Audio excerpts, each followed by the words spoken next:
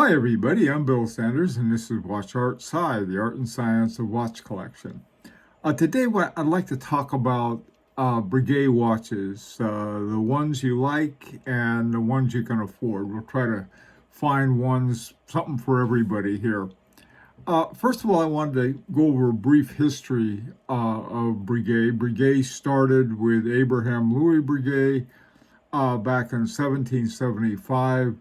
And it was in the Breguet watch brand, was in the Breguet family until 1870. And uh, the they finally turned it over, sold it to a guy named Edward Brown. He was an Englishman, but he was the foreman of the Breguet factory. And so there was still a connection there. Uh, with Edward Brown, and his family owned it for the next 100 years, from 1870 to 1970. And in 1927, George Brown introduced what was called the Type 20, the two X's, and this was adopted by the French Air Force and French Navy in 1950. Now, the what essentially happened, the families had it until they reached a point where somebody in the family just was not interested in doing it anymore. And so in 1970, the Chomet brothers bought it. Now, by 1970, pretty much what Breguet were those Type X, Type double X watches, the Type 20 watches. And so the Chomet brothers moved the operation to Switzerland, the Vallée des Jours, and then they hired Daniel Roth they wanted him to bring back the more classical repertoire of Breguet watches, including things like the poem Evede, which is we know as Breguet hands, the ones with little palms or the little apples on the end, and coined edges, and some of the other features like that. Well, in 1987, by 1987, the Chomet brothers had gotten themselves into a heap of trouble, put it that way, in the diamond market, and so they sold it to a company called Investacorp. And Investacorp, in 1992, they bought Lemania, Nouvelle Lemania SA. They were known for movement makers, especially good chronographs. And then Investacorp sold it to the Swatch Group. Well, by then they had something called Groupe Horloger Breguet, and that was sold to the Swatch Group, which included Lemania and so forth. And the thing about it was, now the in 1970, when the Chomet brothers bought it through most of the 80s, the Swiss watch company was sort of trying to catch their breath during a period that was known as the quartz crisis, when cheap quartz watches from Japan that were more accurate and just simply worked better than the traditional Swiss ones. So they were trying to get back on their feet again. And so they brought in a guy, the Swatch Group had a marketing director by a guy named Nicholas Hayek.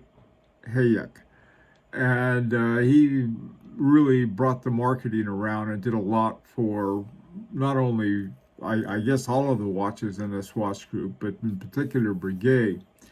Then in 2006, Swatch introduced silicon levers, escape wheels, and balance springs in silicon. And that's something I sort of wanted to talk about before we get too far. And then in 2010, they introduced magnetic pivots, which I think is really cool. The pivots are held up by magnetism, and so there's no kind of wear on the pivot point. Now, I have said loud and often, I really don't care for silicon as being an integral part of watches, especially with the hairsprings. And the reason for it is you can't adjust the hairsprings.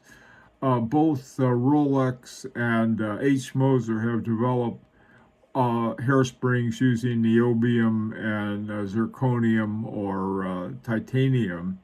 And they have very good hairsprings that are non-magnetic. But for some reason, Swatch, along with Patek Philippe and also Rolex, decided, well, they're going to go and they're going to start using silicon. Well, that took at that time, that's one of the reasons that Patek Philippe could no longer get the Geneva seal, because Geneva seal said we're not going to,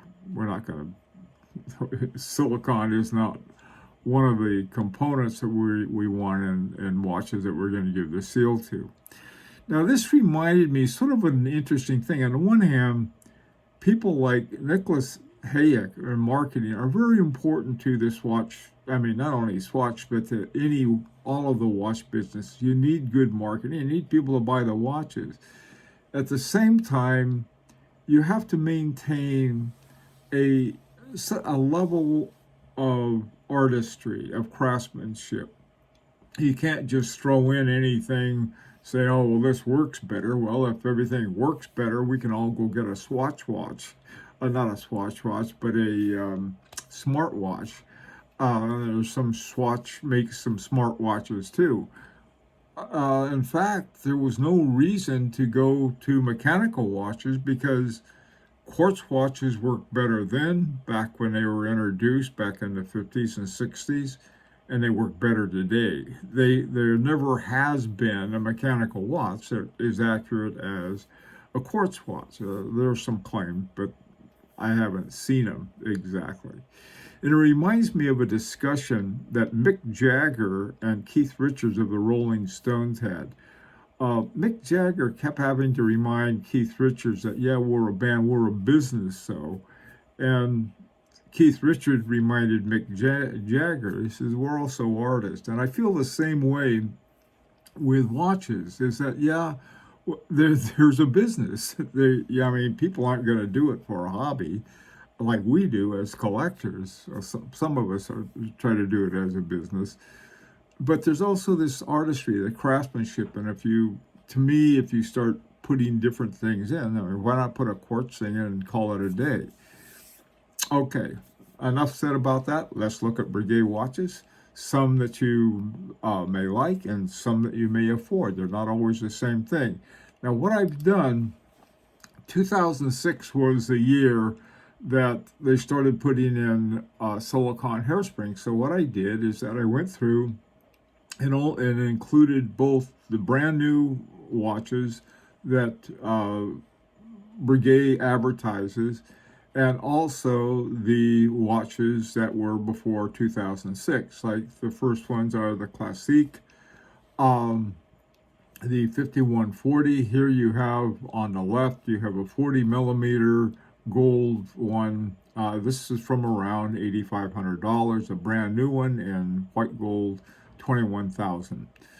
Now they're both in looking at these, yeah, there's a lot of differences, primarily in the price, but you have basically the same watch. You have the straight lugs. It's one of the characteristics of Breguet, and with brought it again, this is something that Daniel Roth reminded them of having, and but I like them, but I can't afford the $21,000 one, but maybe the $8,500 one after I finish negotiating. Now, another model is a tradition. By the way, too, I had most of the current models they had, but I left out some, like they have one called Classique, Classique Complicated, and they have some women's watches too, all very good. Well, then they have these special boutique watches, and I also left out tourbillons and a lot of ones. So these are ones, finding one we like, and then finding ones we can afford.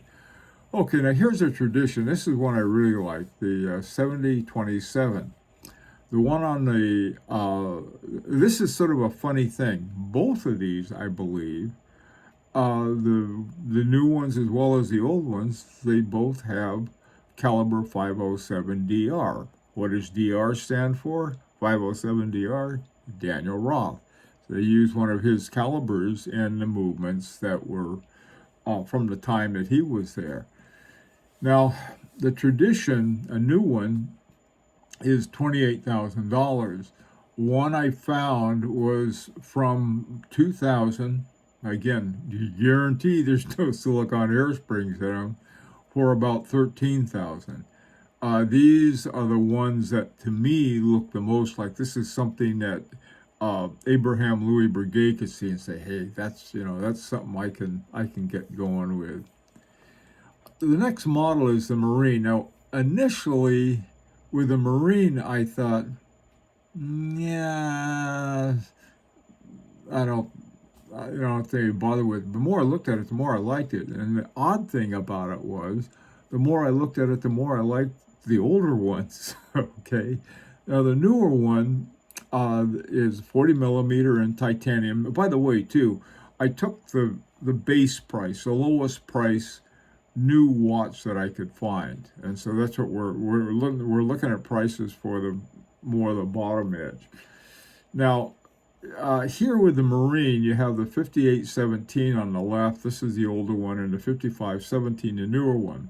Newer one has caliber 777A, 4 hertz, 55 hours, silicon balanced spring. And it's just like I said, it's not something for me, but it may be for a lot of other people. A lot of advantages that people like about those things. Me, on the other hand, I like these better. The one on the left. This Marine is the 5817, 39 millimeter steel. The one I found was 10,500. In the center, you have a engine-turned, hand-turned guilloche. You have a big date window at 6 o'clock.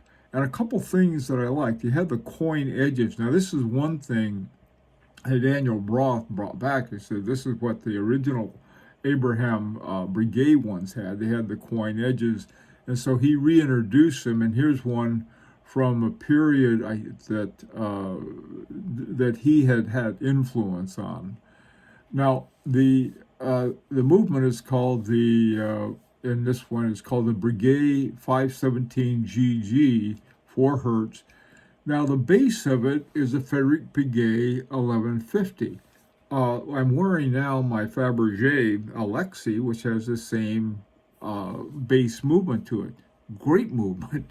I love this movement. It's an automatic movement. It's 4 hertz. I'm not crazy about 4 hertz, but that's my another one of my many idiosyncrasies about watches. I like the lower hertz. Okay, moving right along. Now, this is another one, the Type 20. I thought, yeah, I'm not going to bother with it. Well, just because I don't like chronographs. Why don't I like chronographs? Nothing wrong with them, except to me they're too busy. But they're one of the most popular watches, and certainly one of the most, if not the most, popular complications. So what do I know? The Type XX, they have one today. It's 18,000. It's got a caliber 7821.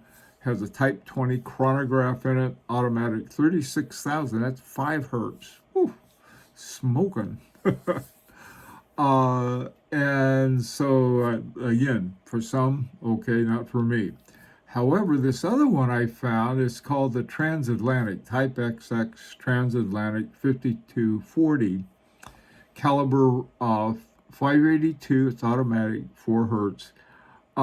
It's based on a Lemania 1350. Now remember, during the Brown era, when they owned Breguet, they bought Lemania.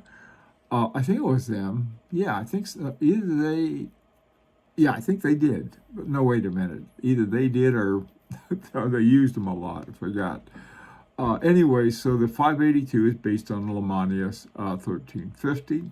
I found one at a place called Fashionophile. Now, the thing about Fashionophile is it's one of these fashion places, but they have watches. The same thing with places like Real Real and First Dibs and some other places that watch collectors usually don't look. You can find some really interesting ones.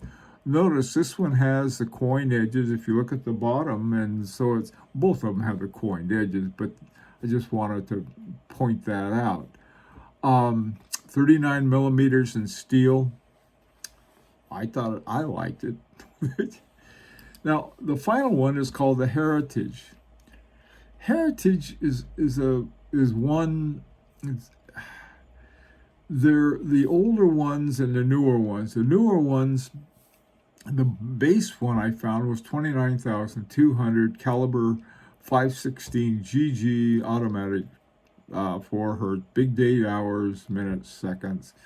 That particular movement does have the silicon hairspring in it. On the other hand, the caliber 537/2 has a Breguet base in it. Is a 537-1 automatic, frequency 3 hertz. That's what I like.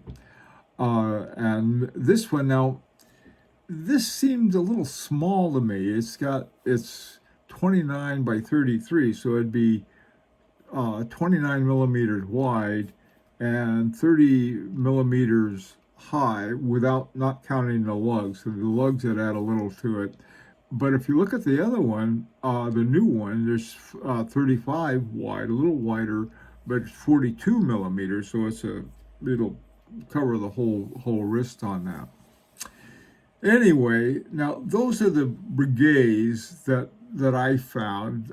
Some I like better than others. In fact, I liked all of them before the ones that were made before, that were produced before 2006, when they didn't have the silicon hairspring. But you may have found, say, I like silicon hairsprings. That's fine with me. This is my opinion. I know it's not everyone's. I would really like to hear what you think. If you own a Breguet, please tell me what you think about it. And this is an opportunity to subscribe if you like. Until next time, this is Bill Sanders for Watch Art Sci, the art and science of watch collections.